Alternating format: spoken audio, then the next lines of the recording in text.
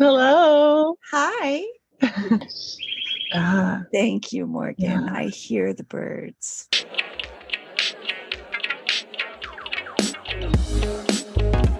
Welcome to the Lift OneSelf Podcast, Morgan. I really appreciate you being here. Well, thank you so much, Nat. I'm so excited to be here and connecting with you again. So thank you for having me. How is your heart doing?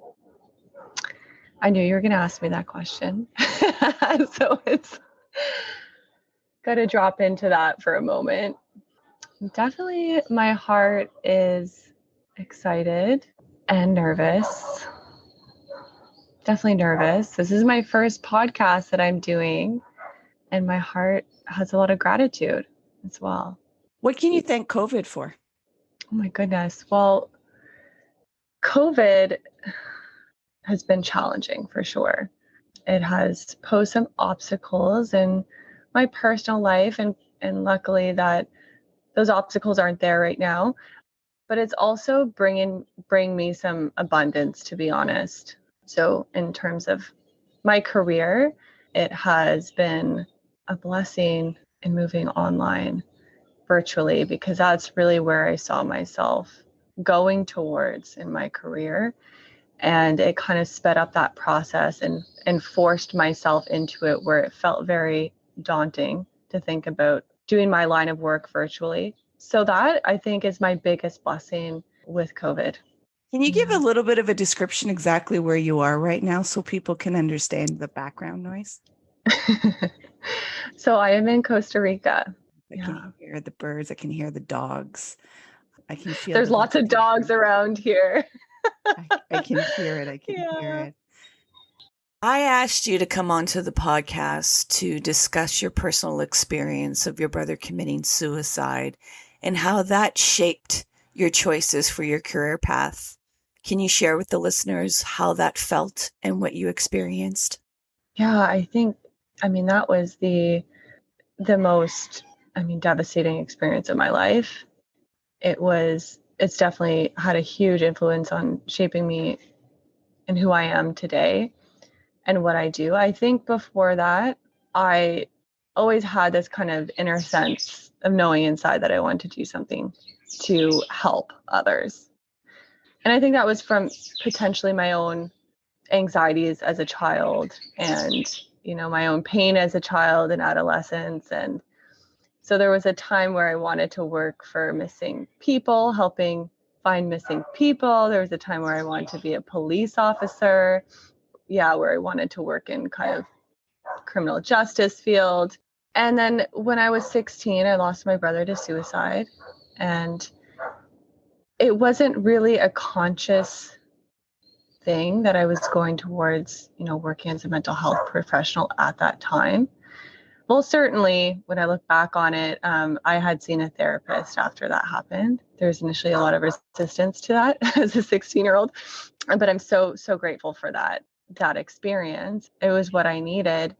I remember asking her, like, oh, how do I do what you do? Because I obviously had felt the impact of her presence in my life and wanted to be able to offer that to others. And when I found out she was a psychologist, so the years of schooling that she said she had to do, that definitely scared me away from wanting to be a psychologist. But then, my life did push me in the direction of being in the field of psychotherapy and social work. So I feel like there's so much to say. So I'm kind of trying to just take your time. There's no rush. Yeah. And I appreciate you saying that, because it actually is the first time I'm really talking about this publicly. My friends and the community that I'm from, like, all knows what I've been through and have been there for me. And I haven't talked about this publicly because I haven't felt like, I've needed to. But it is something that deserves attention to and deserves to be talked about. The first, I would say, 10 years of grieving that was hard. As I then started to shift my life into the direction of pursuing my career in social work, that grounded me a lot and was part of the processing. And then when I started to pursue yoga and wanting to integrate yoga into social work and my aspirations of being a therapist and integrating those two together, that was the most transformative piece of my grieving process. And of course, my own work and my own healing has a huge influence on what I'm able to offer in my career. When your brother transitioned, was there any shame or guilt in your experience? I would say, yeah, absolutely.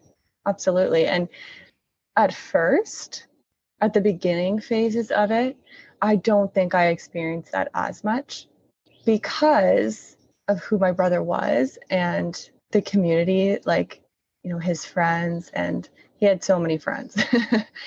He, touched so many people's lives. Through that, I was able to see the impact that he really had on other people's lives, like his loss. I really, my brother his spirit is still there. But in the human experience, that my brother was such an important person in so many people's lives. And wow, I was his sister. And I had so much support from his friends and family and my friends. And I don't think that shame and guilt showed up initially. Maybe a little bit of guilt, yes, as, of course, mostly everybody who's experienced someone close to them that has been lost to suicide experiences that thought, what could I have done differently, right? So that's a normal part of that experience. So of course that showed up, and that comes along with guilt, shame around it, not at first. I think as, I grew up and started to expand my social networks, there's a lot of fear of sharing my personal experience around that because of the fear of judgment of others. Like, what are people going to think, like, my family was like? What are they going to think, have this perception of who he was, when, I know that if anyone got to know him, they would have just such lovely things to say. Can you describe your brother? Yeah. I mean, him and I had an interesting relationship that wasn't always positive. He was a friend to everybody. He accepted everybody. And out of that, there was an award that my parents would give every year at the high school we went to, of, who fit that description of who my brother was, like just kind and caring and goofy and funny and just genuinely cared about other people. And so there's now every year my parents donate some like scholarship money to people who fit in that kind of that description. He was athletic. He had a lot of energy. When he wasn't in the times of deep depression, he had a lot of energy. He loved snowboarding and skateboarding, and he was pretty talented at skateboarding. Did he ever share the suffering and the pain that he was going through internally with anyone? He did. Yeah, he did. That kind of, from my memory of how everything kind of unfolded, I know my family kept a lot from me at first about what was going on with him. But he did, a year before he completed suicide, he had an attempt where he took his sleeping medication, and he did come to my mom and say, I did this, and they went to the hospital, and he was able to get the care he needed. So that was, I guess, him realizing, oh, what am I doing? Like, I don't want this, and coming to my mom. And from there, my family discovered that he had an addiction. So he had been suffering before that and not sharing about it.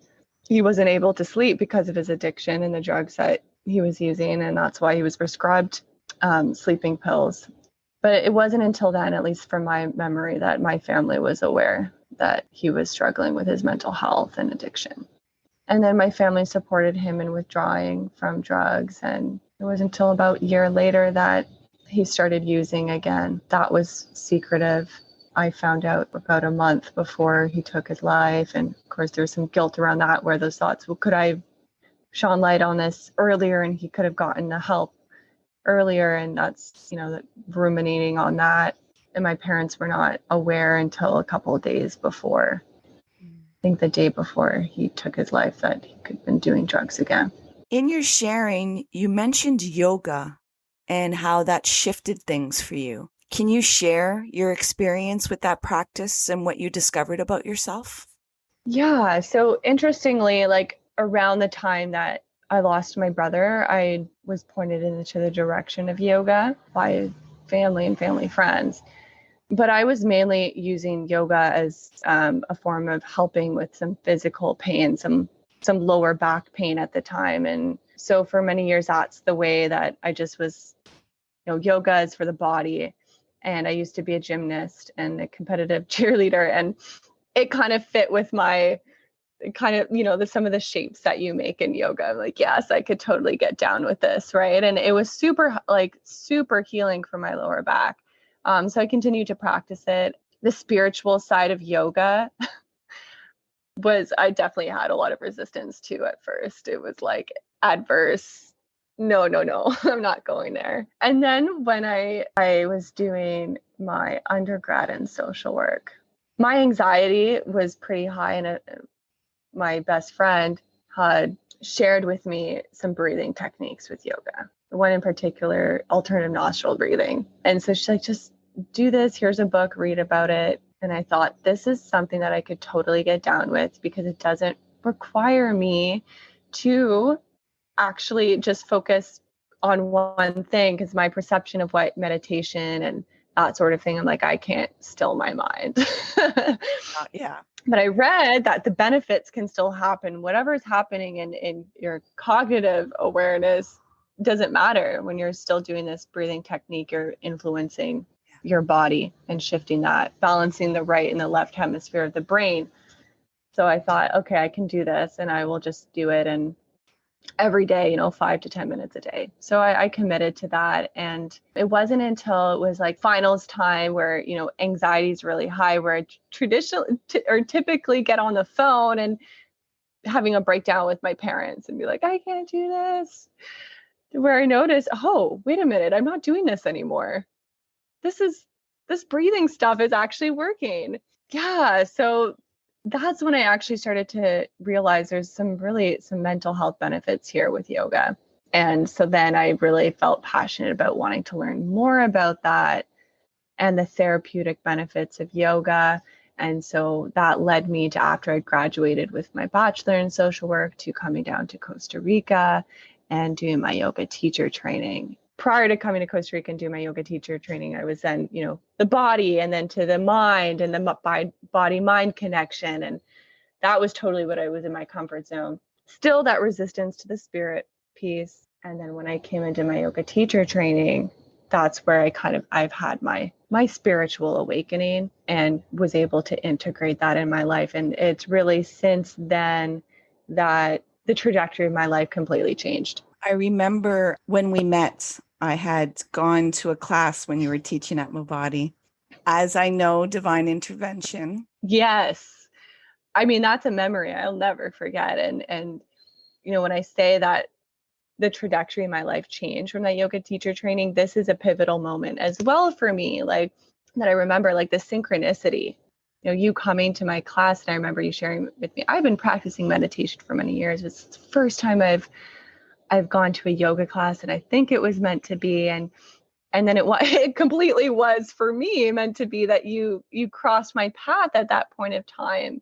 Otherwise, I would not have been able to see Gabrielle Bernstein in person. I had no idea that she was going to be there. And the timing of it was just, you can't make that up. Like, wow, aligned perfectly with me flying out from Montreal. That is such a beautiful memory to me. Did it bring a sense of trusting in something that is not tangible? Absolutely. Ever since I did my yoga teacher training, I really had that sense that the connection to spirit and the guidance and the trust in something bigger than the material world. That was just another one of those moments that solidified that for me. In your therapy, do you assist people with their grief? Yeah, I mean, I have not, really come out and specialized in grief. Where I thought I would get into this work, I was like, I don't want to work with suicide. Like I recognize I want to help people with their pain, but to me that felt too much. I remember at one point when I was doing my college diploma, I didn't want to go to the class about suicide. I felt that was going to be too overwhelming. And it was too overwhelming. I wasn't able to get out of the class. I asked the teacher and she's like, no, you're going to have to work with this. So you need to be in that space. I'm grateful that I did do that because I've been led into these directions. So many people have suicide ideation, right? I worked with Indigenous populations. There's a huge overrepresentation of, the population of Indigenous people and the rates of suicide. So that really, was huge when I was working with the population. That was very common. And I felt like, wow, you know what? I'm here for something, I just felt that connection to my own experience and then being in that space in a community that those rates are really high. I don't know if I articulated that very well, but how does the work you do impact you? It impacts me in many ways. Such a blessing, such, a privilege to do this work. I sometimes get the messages that I need from the work that I'm doing with other people. I grow from the experiences. Oh my gosh, to witness transformation is so powerful and inspiring and uplifting and energizing and humbling. And it's a lot as well. So self-care is so critical with doing this work because you are hearing stories that are traumatic. And when you're empathetic, we are empaths, if you will, or we hold that because we care.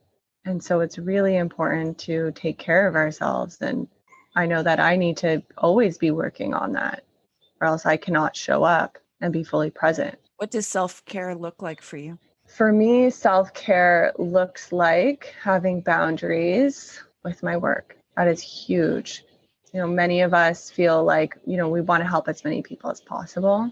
And there was a time where I felt like I need to do everything in my power to help people. That was, I had to make boundaries with that because I also need to care for myself. Boundaries is huge. And then, of course, being connected with my yoga practice is really important for me. And there's times where I flow in and out of that. And I typically notice when I'm not doing enough yoga, having an influence on my mental health, going to the beach, connecting with my dog. She has such an incredible impact on my mental health. So she's part of my self-care. This is a reminder that nowhere in the podcast is medical advice being given. It is personal experiences that are being shared. Inform yourself of the information needed for your personal life. Can you help the listeners by giving them a simple tool or guidance that they can use with breath work? Totally. Absolutely. If it feels okay for you, I'd invite you to close your eyes. And if that doesn't feel okay, just soften your gaze or maybe look at an unmoving point in front of you. You can also take a comfortable seat or you can come to lay down on your back. So just choosing whatever you feel is going to make you feel most relaxed. If you're laying down, it can be nice to place a bit of weight on your diaphragm, on your abdomen space, like a blanket or a pillow or a beanbag. Or you might place some pillows underneath your knees if you want to extend your legs out. So just getting into a comfortable space for yourself. Notice where you're experiencing your breath in your body without trying to fix or change your experience.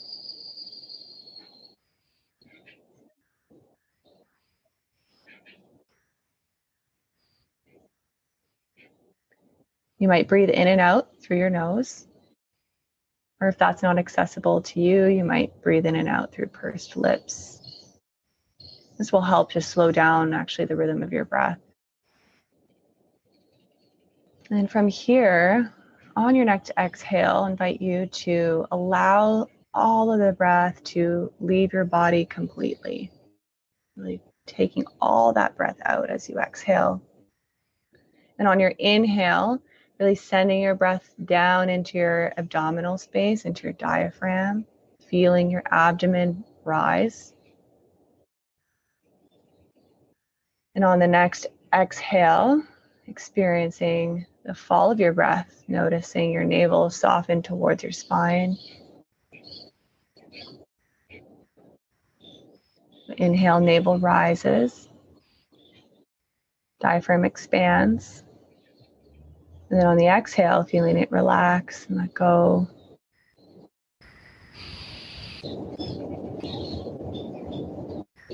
And just continuing this expansion and relaxation in your diaphragm as you breathe in and out. So you might even imagine that your diaphragm is like a balloon. So perhaps visualizing it in a color that you most associate with calm or relaxation. And as you inhale, the balloon fills up with air. And then on the exhale, the balloon deflates and lets go of all of the air inside.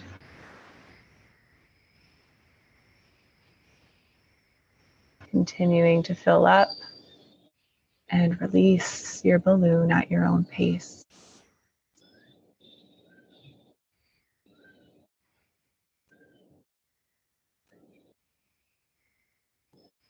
Let's take 3 to 5 more rounds of breath. Maybe with every exhale, you notice your body relax deeper and deeper.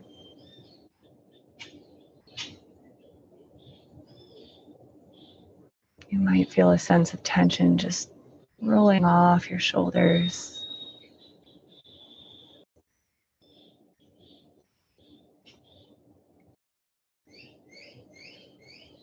Now I invite you to return back to your natural rhythm of breath, letting go of any directive action.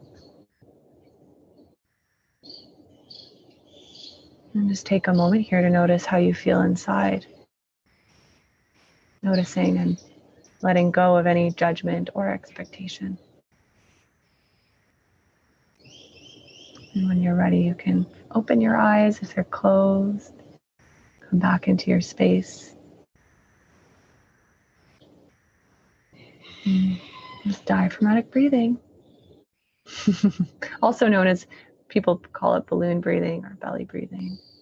So diaphragmatic breathing is where you breathe into your abdomen space, your diaphragm. Your diaphragm's located just below your rib cage, and it is connected to our vagus nerve. So this nerve is really important when we talk about the nervous system and nervous system in our mind and the nervous system in our body, and it's all interrelated, and this is a really foundational piece to our wellness, both physical and mental or emotional. The diaphragm's connected to the vagus nerve, so when we activate the diaphragm, we're turning on the vagus nerve, which initiates the part of our nervous system that is called the rest and digest system. This is where we have the space for healing.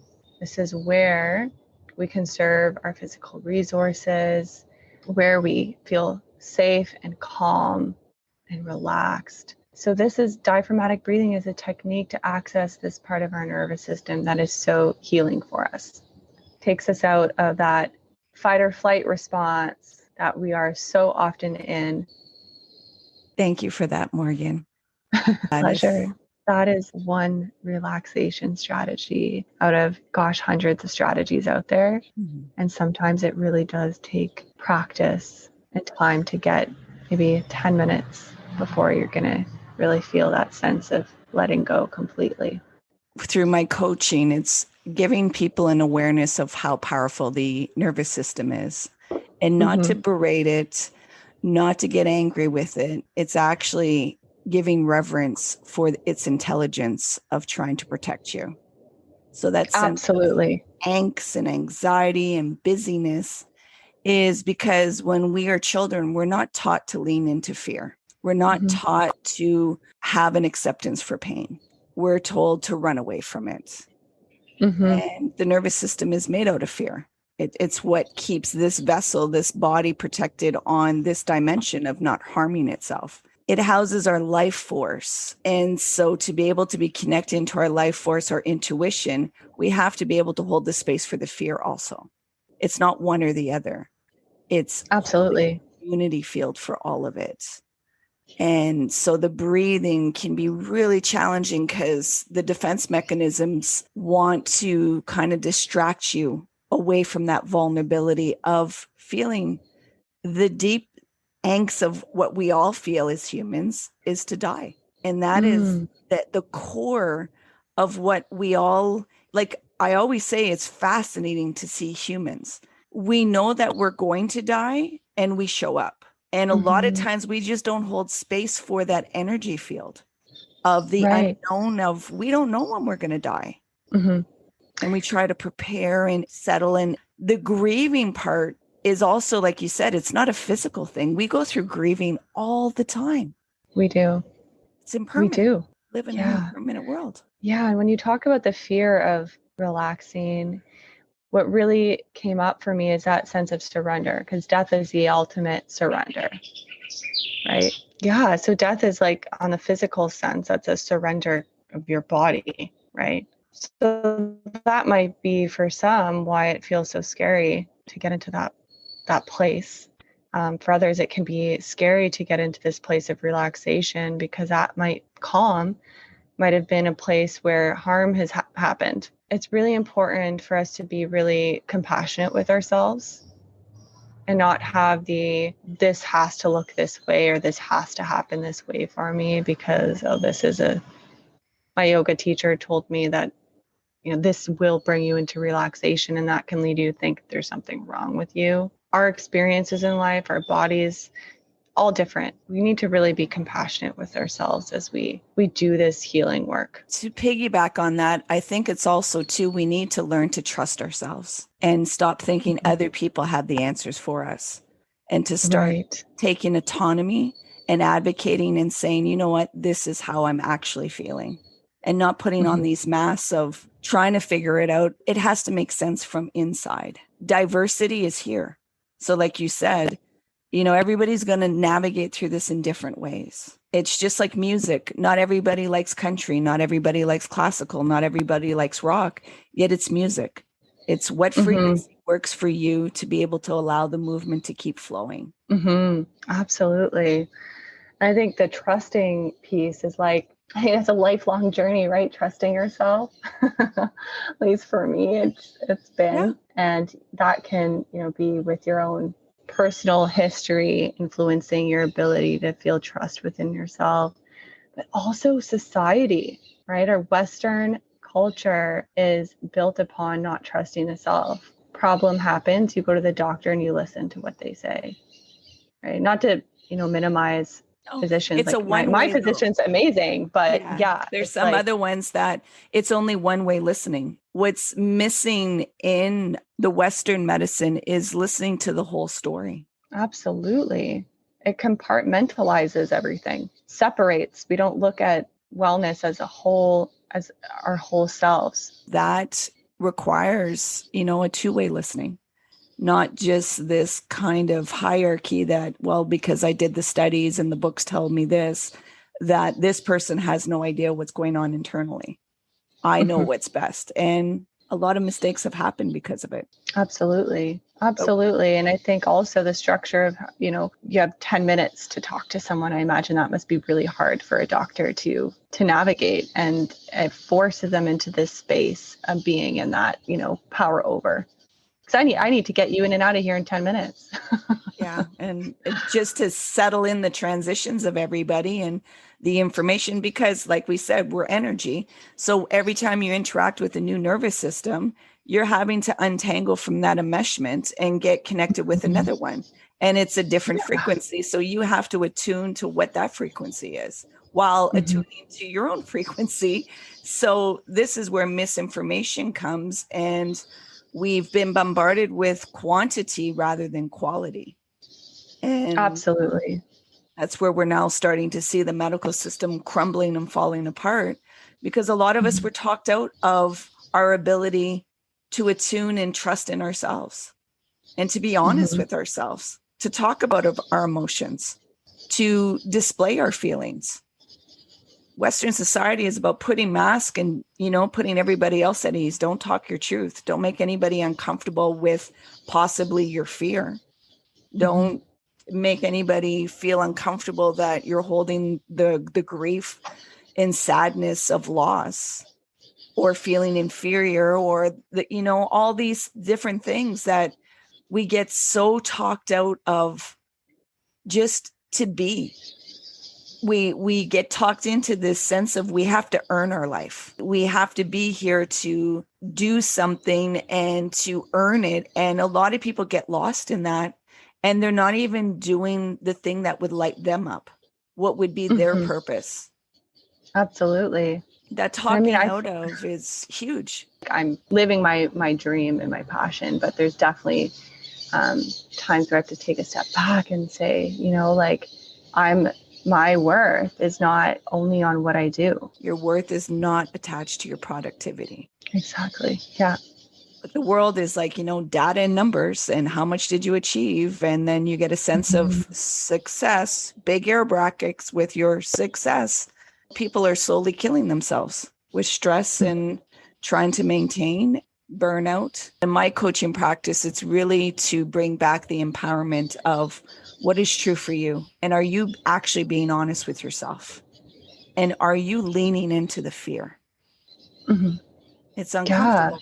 I know it's uncomfortable. When you go through it, like any other birthing canal, there's something on the other end. You just think it's a scary monster on the other end, yet you don't even realize the liberation from it. Totally.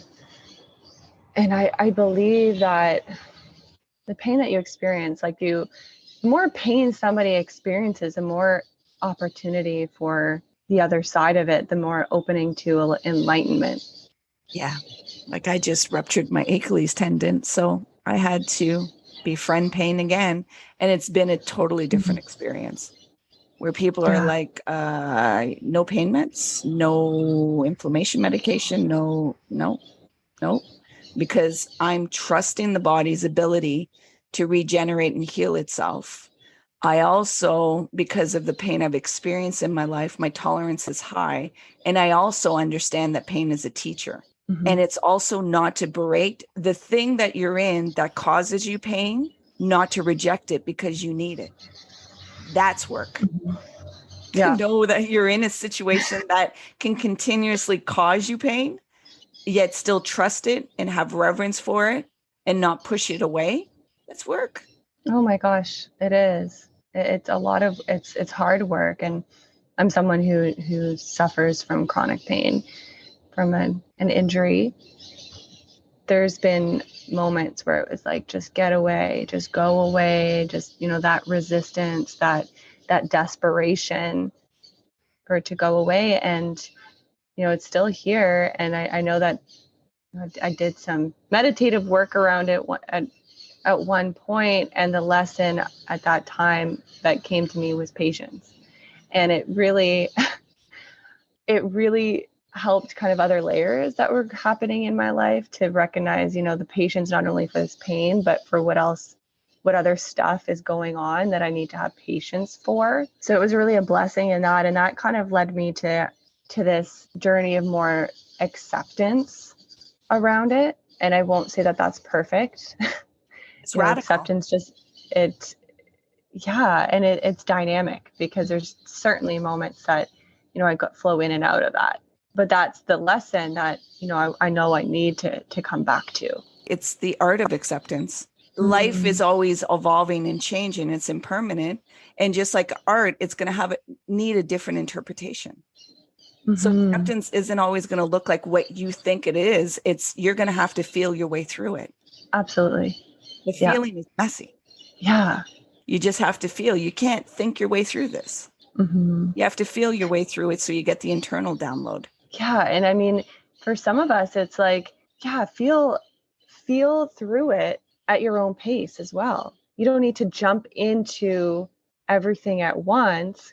That can overwhelm the system. Exactly. When you say the art of acceptance and doing the healing work, doesn't necessarily look like I need to just go into this and dive into this ocean. You can put your toe in it and slowly start to make your way into the ocean. Building up your nervous system strength is so important in going into that space. Yeah. I'm going to bring you into a reflective question. You're going to bring this awareness and you're going to connect with your 18-year-old self. And you have 3 words you can tell your 18-year-old self. It can either be in a form of a sentence or 3 individual words. Yet it can only be 3 words. What would those 3 words be? There's so much, but I think the thing that's the strongest as I'm connecting there is you are enough. It's a signal that hits us all the time. It's a mantra that I have to repeat to myself often today. Mm-hmm. I do it daily too. We don't even realize that angst that hits us a lot.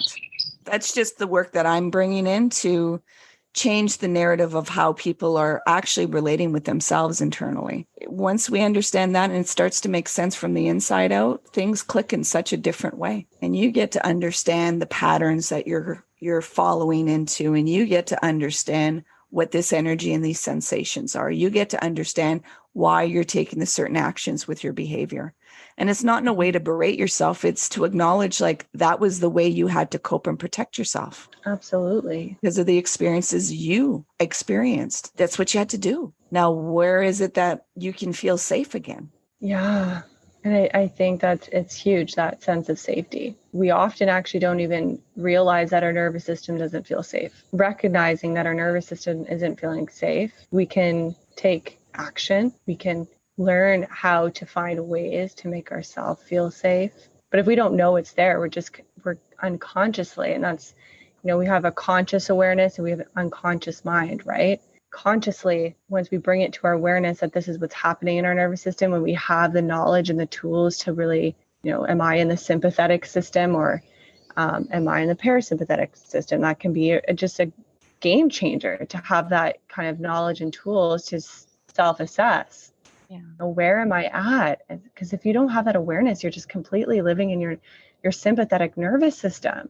Our society is built on that, right? That produce, like we were talking about, that produce efficiency. Our society just breeds a sympathetic nervous system state. And we really need to be doing the work to unwind that. We've been talked out of our sensitivity. Mm-hmm.